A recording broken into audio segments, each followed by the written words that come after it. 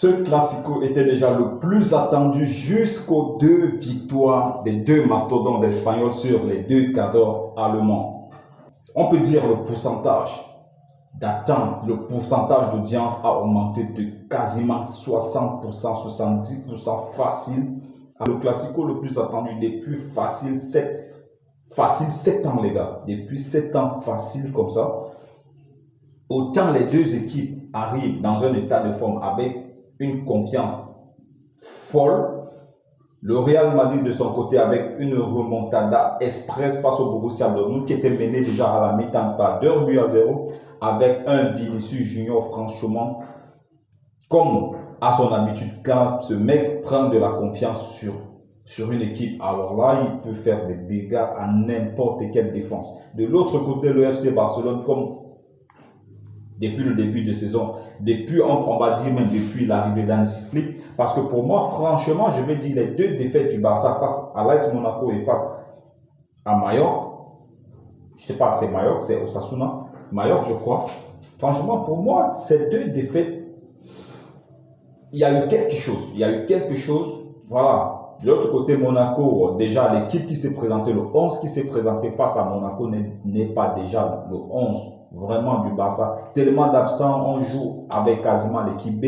Et en plus de ça, un carton rouge qui arrive dès les premières minutes de jeu. Les gars, un carton rouge avec cette bourde de Ter Stegen et expulsion d'Eric Garcia. Alors on joue quasiment le match déjà. Le 11 est déjà affaibli et de 2 avec un joueur en moins. Donc pour moi, cette défaite 2-1 face à Monaco, pour moi, je ne la prends pas vraiment au sérieux. Pour moi, c'est pas sur cette défaite là vraiment qu'on peut jauger le FC Barcelone. Et en plus, la défaite face à Mallorca, vraiment une défaite 4-2 avec quasiment l'équipe C, je peux dire ça comme ça, l'équipe C, il fallait absolument tourner, d'autant plus le Barça n'avait pas vraiment l'effectif. Voilà, il fallait absolument tourner parce qu'il fallait préparer le match d'après en Champions. Donc, il fallait absolument tourner. Hansi Flick n'avait pas le choix. Et là, ça s'est ressenti directement. Voilà, 4-2 face à Mallorca. Donc, pour moi, c'est deux défaites vraiment. On a vu lorsque le Barça alignait un 11 plus ou moins normal. On a vu ce que ça a provoqué et ce que ça a donné derrière. Et on imagine avec les retours des blessés et tout, voilà, franchement, Hansi Flick ne peut que se régaler. Donc, partant de ce fait, avec le Real Madrid conserve, voilà, c'est un club dont on n'a pas besoin de présenter. Franchement, c'est le club mythique. Vous voyez, c'est un club extraordinaire. C'est un club, peu importe leur état de forme, on ne peut pas juger le Real de Madrid, surtout dans de grandes confrontations comme ça. C'est une équipe qui arrive à élever son niveau et avoir cette adrénaline-là, franchement, du mardi, mercredi soir. Donc, on ne va pas trop se faire. Donc, le Classico, pour moi, c'est le match le plus indécis qui n'a jamais existé. C'est le match le plus indécis. Donc, peu importe l'état de forme de l'un ou de l'autre, là, on ne peut vraiment pas se pronostiquer sur qui va prendre le dessus. Donc, franchement, hâte d'être ce soir, hâte de voir le Barça d'Hansi Flick avec cette défense très très haute, c'est que ça peut donner face à des flèches comme Vinicius et Mbappé. Bon, c'est vrai que moi de mon côté, franchement, Mbappé, je ne crains absolument rien face à Mbappé. Mais pour moi, mon danger, pour moi, les deux joueurs à surveiller absolument du côté du Real Madrid, pour moi, le premier c'est Vinicius Junior qui peut vraiment transpercer cette défense si on laisse un peu d'espace. Et le deuxième joueur, c'est Federico Valverde pour moi. C'est ce genre de joueur-là qui débloque des matchs quand c'est difficile. On a déjà d'ailleurs vu cette saison, lorsque ça a été très très compliqué, c'est Federico Valverde qui a souvent débloqué avec sa grosse frappe de loin. Donc c'est un joueur capable de donner une patate de plus de 30 mètres. Et quand on sait qu'on a Iñaki Peña qui n'est pas très très rassurant sur sa ligne, bon, on peut se poser des questions. Donc voilà tous ces petits éléments-là qui font que pour moi, ce Classico va être électrique ce soir. Alors préparons-nous tous à vivre ce classico, les gars, parce que ça va aller dans tous les sens, j'en suis sûr. Mais j'ose croire que le Real ne va pas prendre le risque de venir chercher le Barça très très haut, parce que franchement, venir chercher ce rouleau compresseur là dans Tiflik très très haut, pour moi, c'est suicidaire. Donc, j'imagine un match où le Real va jouer un peu en bloc bas, va attendre le Barça et procéder en contre-attaque, en contre-éclair, comme ils ont l'habitude de le faire. Parce que pour moi, c'est la meilleure équipe du monde. Et de très loin même sur des contre-attaques. Franchement, il n'y a pas mieux que le Real Madrid. Donc, mais pour eux, je pense que pour eux, ça sera ça la tactique d'Ancelotti. Parce que j'imagine très très mal ce Real de Madrid qui n'a pas cette capacité technique à pouvoir rivaliser avec ce Barça de Flick, franchement, qui est très très puissant dans les petits espaces, à combiner très très rapidement et à trouver Rafinha dans la profondeur. J'imagine très très mal ce Real de Madrid venir nous chercher très très haut. Donc pour moi, je vois un match où le Barça va attaquer à tout va et le Real Madrid qui va procéder en contre-attaque. Mais sauf que ce Barça d'Hansi Flick, ce que beaucoup de gens ignorent, parce que je vois beaucoup de personnes qui disent que voilà, avec cette ligne très très haute là, le Barça c'est suicidaire.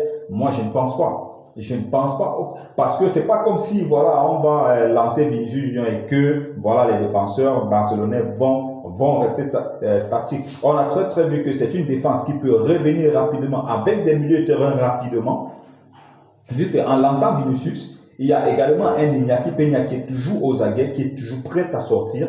Et bon, il va falloir vraiment le bon dosage. Et pour moi, il n'y avait pas mieux pour le bon dosage qu'un certain Toni Kroos. Et aujourd'hui, Toni Kroos, il n'est pas là. Et ce truc-là manque un peu du côté madrilène. Un bon dosage, à la dernière passe, un bon dosage comme ça, entre les défenseurs et le gardien, le dosage parfait. Je pense qu'il manque vraiment quelqu'un qui puisse être capable de le faire. Et hormis Modric, c'est Modric qui peut encore vraiment le faire, mais je vois mal. Est-ce que Ancelotti va commencer avec Luka Modric? Est-ce que Modric va pouvoir assumer cette intensité-là avec son âge aujourd'hui, cette intensité de jouer titulaire face à ce rouleau compresseur barcelonais-là? Bon, ça, c'est ce qu'on va voir ce soir. Donc, moi, la ligne très très haute du Barça, pour moi, elle ne m'inquiète absolument pas du tout. Absolument pas. Au contraire, je pense qu'avec cette ligne très très haute là, le Real de Madrid aura vraiment du mal parce qu'ils vont chercher à balancer et ça va coulisser du côté du Barça également. Si on lance Vinicius sur le côté, il va prendre la profondeur bien sûr, mais il y aura le temps pour la défense barcelonaise de se replier avec un Casado qui est vraiment comme une pile. Ils vont se replier aussi rapidement dans l'axe. Je pense que le domaine par lequel le Real Madrid peut faire très très mal à ce Barça, franchement, c'est de balancer comme ça, peut-être sur Vinicius Junior, et de faire des retraits. Parce qu'on a vu vraiment face au Bayern Munich ce petit côté un peu fébrile sur les duels aériens là. Et je pense qu'avec des gars comme Rudiger, Militao qui sont plutôt bons sur les duels aériens, je pense que le Real Madrid peut bien exploiter ce côté-là pour faire mal à ce Barça. Parce que s'il s'agit du jeu au sol, franchement, je les vois mal. Je les vois très très mal résister au rouleau compresseur catalan. Donc, les gars, franchement, très hâte d'être à ce soir. Très très hâte d'être à ce soir. Et sinon, je pense qu'il y aura des matchs. Il y aura un match dans le match entre Rafinha et Vinicius Junior qui sortent tous deux Brésiliens sortent tous deux des performances d'anthologie face au Bayern et face au Borussia Dortmund avec chacun un triplé de son côté. Et il y aura également un match à surveiller vraiment entre le robuste Ferland Mendy et le très virevoltant Lamine Yamal. On va essayer de voir ça. Qui va prendre le dessus, les gars? Dites-moi ça en commentaire. Qui vous voyez prendre le dessus entre Lamine Yamal et Ferland Mendy? On a déjà vu Lamine Yamal, il a fait mal à Davis en Champions, on a vu. Et quand on sait que Davis est très très rapide et il est puissant, bon, on a vu Lamine Yamal un peu, voilà, le balader un peu à gauche à droite. Donc, ce petit. Donc, les gars, quel est le pronostic que vous voyez dans ce match? En tout cas, moi, de mon côté, franchement, si je reste objectif, je vois les deux équipes marquées, mais avec une victoire du Barça par 2 buts d'écart. Je pense que ça va paraître assez insolent de ma part, voilà, peut-être les Madrilènes vont voir que voilà, j'ai dit parce que je suis Barcelonais, mais franchement, quand je vois ce rouleau compresseur d'Hansi Flick, c'est pas, je vois les gens dire que voilà, le Real, mais s'il y a, que le Real n'abandonne jamais, mais s'il y a une équipe qui a souvent fait abandonner le Real, c'est bien le FC Barcelone. On a souvent vu, historiquement, quand le Barça doit infliger une fessée au Real de Madrid, c'est vraiment des fiches. C'est vraiment des fessées, voilà, claires et nettes, sans bavure. Donc, je pense que ce Barça va le faire. Je pense que ce rouleau compresseur de Flick va le faire. Une fois qu'ils vont marquer un but, ça va pousser le Real à vouloir se découvrir. Il y aura, franchement, ça peut aller dans tous les sens ce soir.